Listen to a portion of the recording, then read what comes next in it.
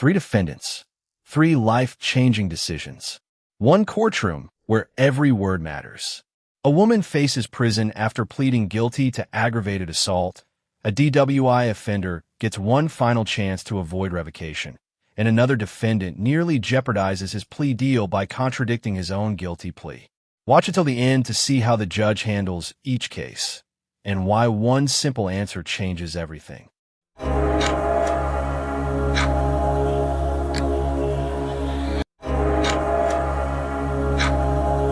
Just to remind you, Judge, this is when she pled out, and you gave her some time to get her affairs in order. Right. And just told her to show up today. Okay. And I somewhat recall that, but she pled it through you guys. Thank you. There's no report Okay. Yeah. because we really didn't agree. Right. No, I understand all of that, but I don't have anything to tell me what I did. I just can't. I can probably say it all. I've heard it a few You times. probably, yeah. You want to switch spots for just a minute?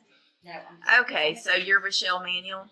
And Ms. Manuel, you were previously here and entered a plea of guilty to aggravated assault causing serious bodily injury.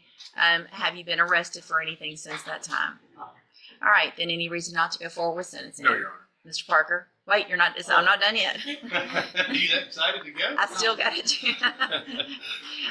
got to say the words. All right, ma'am, I'm going to find that you entered your plea of guilty freely and voluntarily. Find that you're mentally competent. You understood the nature and the consequences of that plea. So I need this printed out and everything.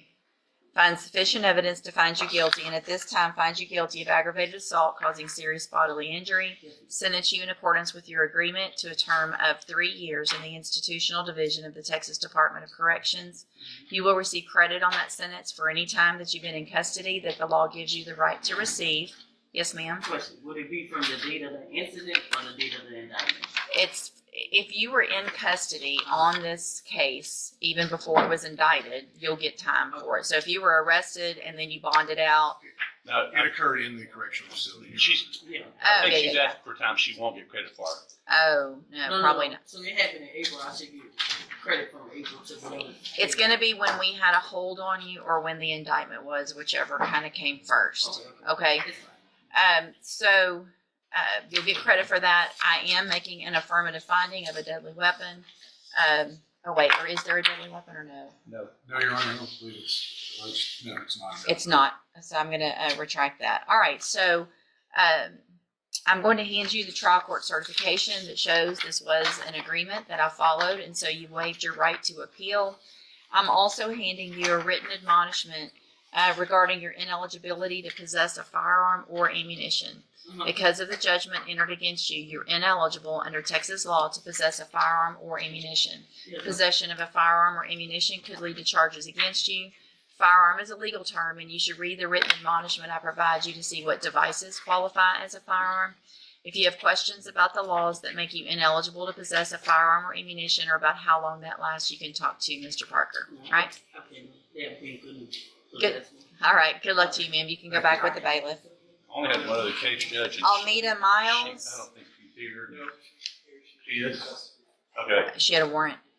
Okay. I haven't had a chance to talk to her at all. I'll reset it, and now you know where she is. Good morning, sir. You are Daniel Jake Wise. And Mr. Wise, you're on probation for driving while intoxicated, third or more. And there was a motion to revoke filed. You were previously in court, entered pleas of true to counts 3, 4, and 5 in that motion. I have received an updated pre-sentence report. Has everyone had an opportunity to review that report? We have, Judge. Are there any additions or corrections to the update? Well, just some additions maybe, because when we left court, you ordered twice weekly UAs, and the reason was because he disputed the results of the drug patch. Now, since we left here, probation's here, he's taken 2 UAs a week. He hasn't failed any of them. Okay. But what I don't know is if what the drug patch results were, because I don't believe probation gets them. But normally when the court gets them and they're a failure, they're sent to me. I haven't received any. Yeah, if we would have received a failure, that would have come through, I'm sure. And we've got no notifications, Yeah. Judge. Okay. And I maybe can spare the court a little bit. Speaking with probation, speaking with Mr. Galmore, I don't feel that revocation is warranted. What I would be asking for, Judge, is maybe extension of JCDI. I saw that. He's on 5 years already for a state jail or a third. It's a third, Your Honor. He's been extended, I think, once. It's been extended one time, year. so we're at the end of So 6 we're at years. 6. Right. So we can He's do really, one he's more. really at the finish line. Judge, there was a problem near the end, so. Okay, thank you. Okay, and Mr. Patton, you're here, thank you, and you agree that the extension, what you put in your report with the JCDI would be appropriate? Yes, Your Honor. All right then, Mr. Judge, may I? Sure. He wrote Did a you want to letter. argue against me leaving him on probation? We're not against leaving on probation. He did write a lengthy letter to the court. He did, I got it, I reviewed it. Part of that, he explains his career path lately because of his hip replacement, going with that work for a long time. He is working at the shipyard now. He's got a job opportunity lined up, but he can't start it until he's off probation. So what he would like is to finish probation as quickly as possible, obviously. Because of his passing 2 drug tests per week, and that's really been his only issue for the entire 5 or 6 years of probation is those 2 tests from last year, or at the turn of the year. Discussing with him, at least our proposal would be to extend him for maybe 3 or 4 months and leave this twice-a-week drug testing on him and see if he can continue passing his drug test. If he does, then he could time out and expire and go get a better job. Let me check, let me look through some things. Per the administrative report, he's never had any problems with probation before.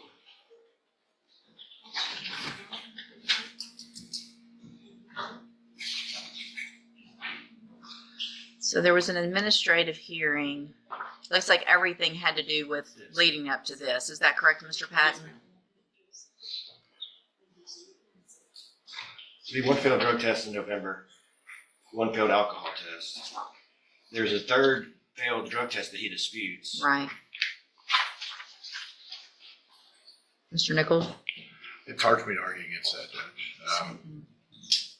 All right, so here's what I'm going to do, Mr. Wise. I'm going to find that you entered your pleas of true to counts 3, 4, and 5 freely and voluntarily. Find those counts true. Find sufficient evidence to revoke your probation. I'm not going to do that today. I am going to extend your probation. What's the date?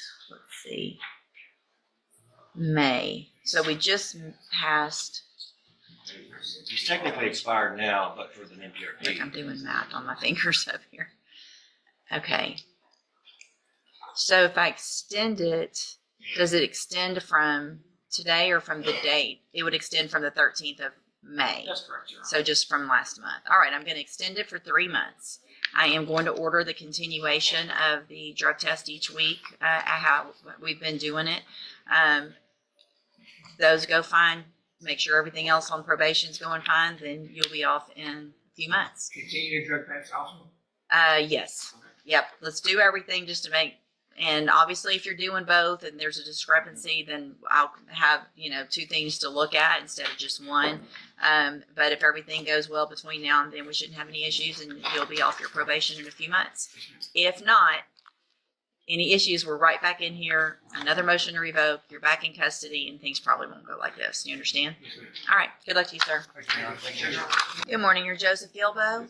And Mr. Gilbo, you were previously in court and entered a plea of guilty to impersonating a public servant.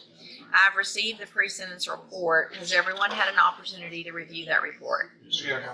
Are there any additions or corrections? Comments? Explanations? Please? So obviously you're talking about Mr. Gilbo's statement as PSI judge. I spoke with him about. Can I get everyone to please hold it down a little bit? I spoke with him about this morning, and what he's telling me this morning is that the statement he made to the probation department is his version of events. I explained to him that based on that, my advice would be to, if the court will allow him to withdraw the plea and set it for trial. However, he wishes to proceed with the agreement and be placed on probation. Well, you can't say you didn't do it and get probation. It doesn't work like that. Because when you were here before, the clerk swore you in to tell the truth. And when you stood in front of me, I asked you a couple of very important questions. One was, were you pleading guilty freely and voluntary? And the second one was, are you pleading guilty because you actually did what they charged you with? And you answered yes to that. But if you didn't actually do what they charged you with, then you need to plead not guilty and let a jury decide. You can't say I didn't do it, but I don't want to go to trial. Does that make sense? Either you did it or you didn't do it. I did do it. Okay.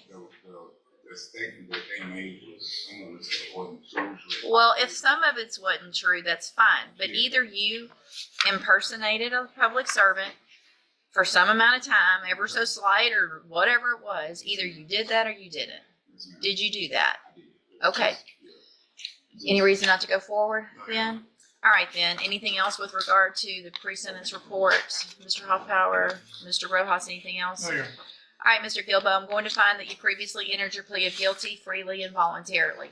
Find sufficient evidence to find you guilty. However, I'm going to follow the agreement that you made with the district attorney and defer all proceedings and place you on probation for a period of 4 years. You're ordered to pay the $500 fine and to follow all of the rules and conditions of probation. If you do that, this is an excellent opportunity because you do not have the felony conviction on your record. And if you successfully complete the probation at the end, the case is dismissed. You will never have the felony conviction. The other side of that, though, is if you violate any condition of probation, you can be brought back into court. You can be found guilty of the offense and sentenced anywhere in the range of punishment, which is up to 10 years. Do you understand? All right, I'm handing you the trial court certification. That shows that this was an agreement that I followed, and so you've waived your right to appeal. You need to have a seat here in the courtroom and wait for probation. She's going to call you up when she's ready to go over your paperwork. Good luck to you, sir. Jason Jones, sentencing, Mr. Rojas. Justice isn't always as predictable as it seems. If you enjoy real courtroom moments, surprising rulings, and in-depth legal breakdowns, make sure to subscribe and turn on notifications. We bring you the most compelling court cases, judge reactions, and sentencing decisions every week. Hit subscribe now. You won't miss the next courtroom drama.